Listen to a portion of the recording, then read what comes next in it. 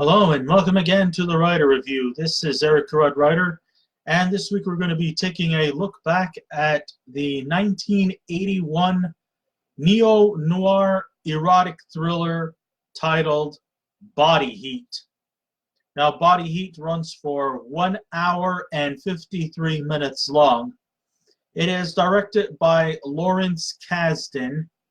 It is produced by Fred T. Gallo, Robert Grand, and an uncredited production credit to Mr. Star Wars himself, George Lucas. Yes, once upon a time, George Lucas was actually tackling other movies that didn't necessarily have the names Star Wars or Indiana Jones plastered on it. He actually was exploring other avenues in the film industry before just concentrating solely on Star Wars and milking its franchise till the cows got sick. The script was written by Lawrence Kasdan. The score was done by John Barry. The cinematography by Richard H. Klein, and it was edited by Carol Littleton. And the stars of the movie are William Hurt. Let's see, we also have Kathleen Turner. This is actually her film debut. It's not her first acting performance. I mean, she prior to Body Heat, she actually started, on the TV series The Doctors. But this is actually her cinematic debut here. Also, joining the list, we have Richard Crenna, who we all remember as Colonel Troutman, who was like the only true ally of John Rambo in the Rambo franchise. We also have a pre-Sam Malone Ted Danson in this movie. We have J.A. Preston. We have Mickey Rourke, who was still relatively young in the film industry at the time. Also joining us is Kim Zimmer, Jane Halloren, and Lanna Saunders. So for those familiar with William Hurt, he's definitely one of those performers you either liked him or you didn't like him.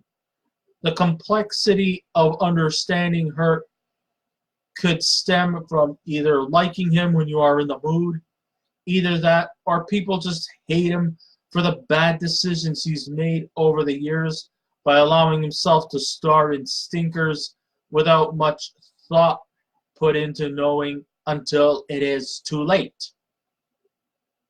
I mean, yeah, okay, not all Hollywood actors and actresses have always made the wisest decisions in their career moves. Some of them would be just, like, hey, I'm just happy to get into this business. I'll take whatever role that's given to me.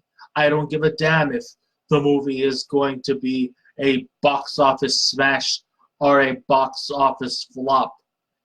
I'll take anything without a care in the world.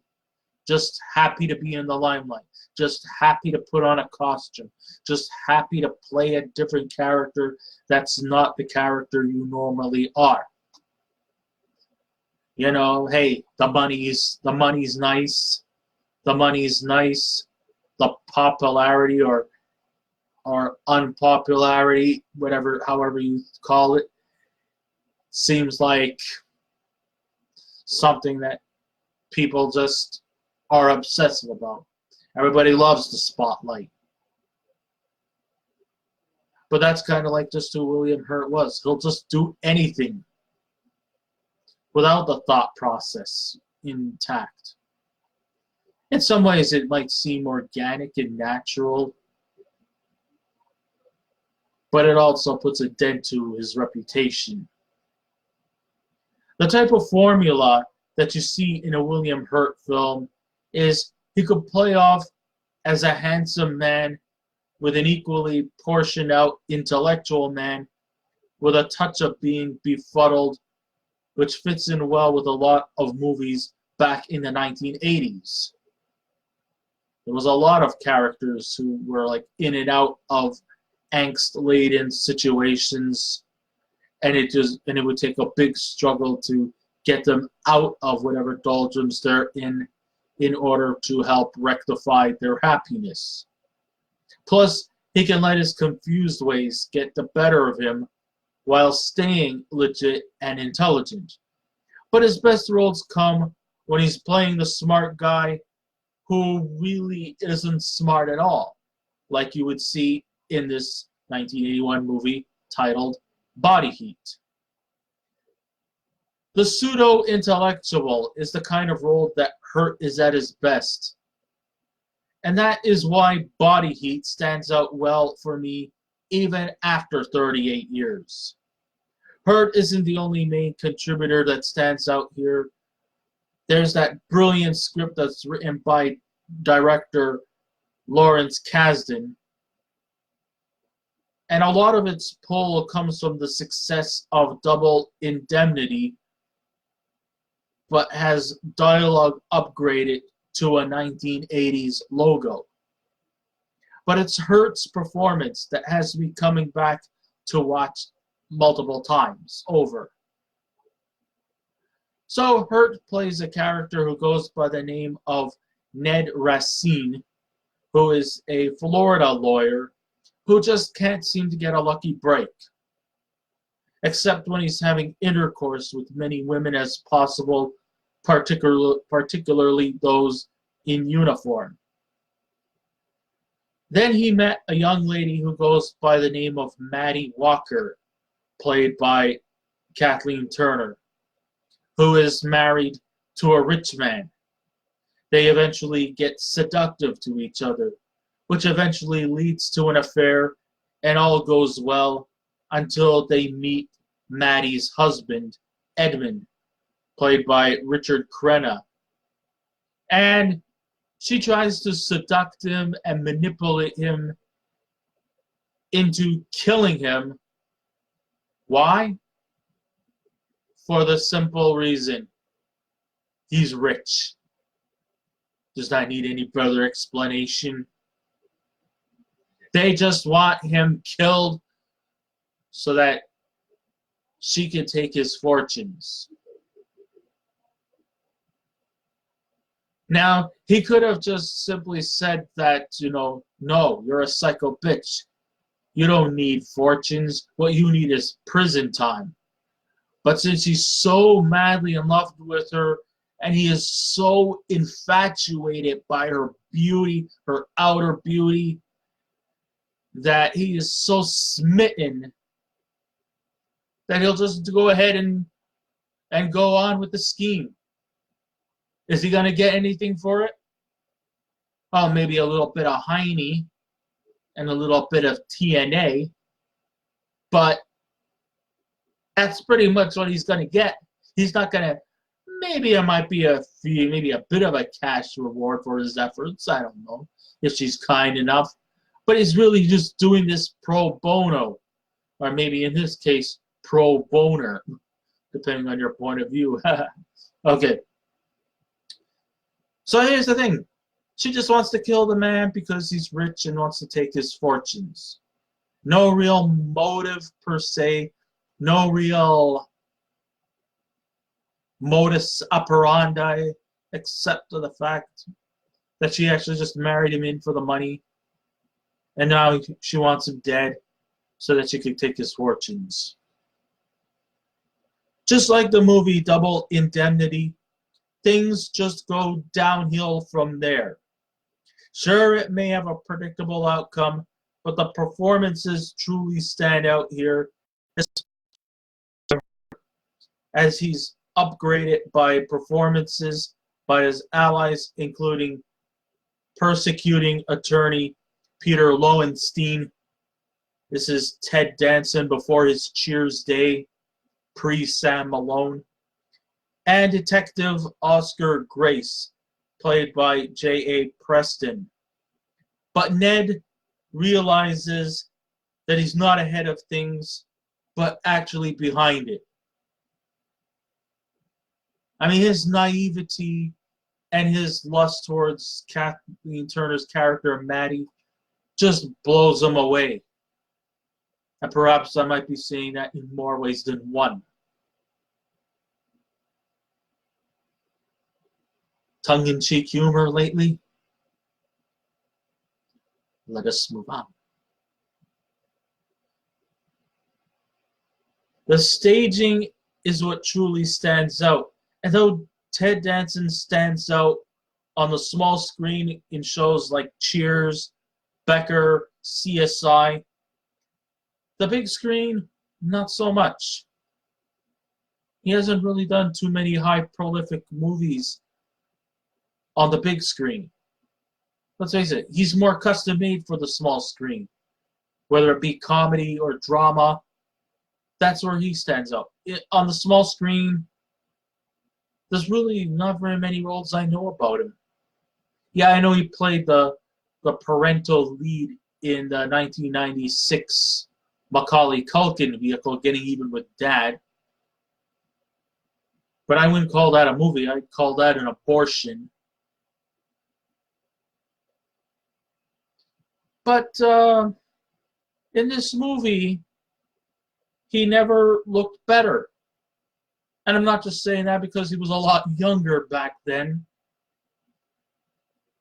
And that he was still hip and youthful. But still, you know, Ted Danson actually does pull off this subtle, low-key supporting role very convincingly. Another standout supporting performer here is Mickey Rourke. He definitely shines on the screen in a small role as, I guess you could say, a hitman for hire. But here, we know that this kid had potential and was not just a pretty face.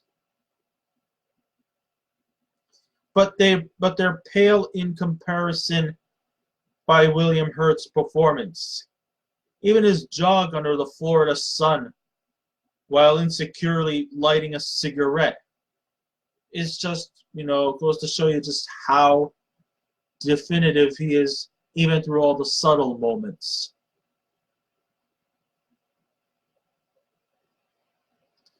With that being said, I am giving praise for Kathleen Turner's acting debut on the big screen. She is still, she was still at the time a little bit green and inexperienced, and I could see the inexperience factor in her performance here. In fact, she is the truly only bland performance in this movie. I mean, sure, she's hot, and sure, she was very seductive, and she does play off the femme fatale character that you would see in a lot of neo-noir mystery thrillers. And she does come across as convincing, but she also is playing a role that we have seen many times before, and maybe many times better. You see, the problem here is that her acting is just quite one-dimensional. Sure, later years she got better, and that's a good thing because, over the years you have to try and get better. And here I know she's just starting out, so I don't want to piss on her too much. But there really just wasn't too much depth in her character. And her motives about wanting to have her husband killed seems quite just out of nowhere. There's no motive, there's no backstory.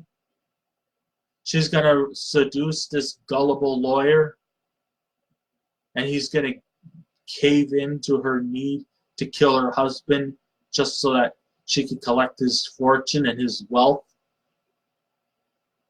There's really no backstory. We have to have a backstory. We have to understand, we have to sort of go in through the mind as to why she's doing this. And sure, she's paying homage to Joan Crawford and Barbara Stanwyck. in an airy, seductive mannerism, but it definitely feels out of place with the contemporary presence with the other performers. She's like the odd fish in a pool of sharks. Which is sad in a way, because the ending had potential, but had to be a lot better. For a noir film, it's not very memorable. But it's definitely not the worst movie I've ever seen. It still does its job by telling a story with well-invested characters. So we'll give kudos to that. If I was to give this movie a scale out of 10, I would give it a 7 out of 10. So I would say, I guess it's cool to just watch this movie, even if it's going to be a one-time deal. Like I said, the performances overall were pretty good. And not to really, piss on Kathleen Turner too much. She does put in her effort. This is her film debut. Like I said, she went on to win a few Oscars throughout her career as well. So she's still, she's aged quite gracefully for a person who's in her mid to late 60s. But I still feel that, I guess for a first-time effort's okay. But she did feel very one-dimensional there. Like I said, hats off to Mickey Rourke, who was still relatively young in the showbiz era. He pulled off a subtle performance. He wasn't as over the top, even though he wasn't really on for very much. He still offered up to his best efforts. I would have to say I would give hats off to Ted Danson, who has never been a big name on the big screen, even though he's more for the small screen stuff like Cheers and Becker and CSI.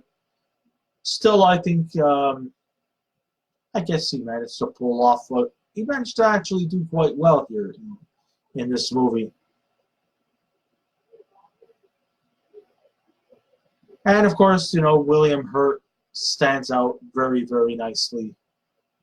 And I think this one was really, really good. Like I said, 7 out of 10 seems to be a fair number. So I guess this ends my writer review. Thank you all for listening in. If you wish to subscribe to my channel, please feel free to do so. If you wish to leave a comment, go right ahead. But just remember the 3 simple rules. Be kind, be courteous, and please refrain from any rude comments. And I will be back again with another movie review. So until next time, this is Eric Wright saying, keep watching those movies, and I'll see you around. Goodbye.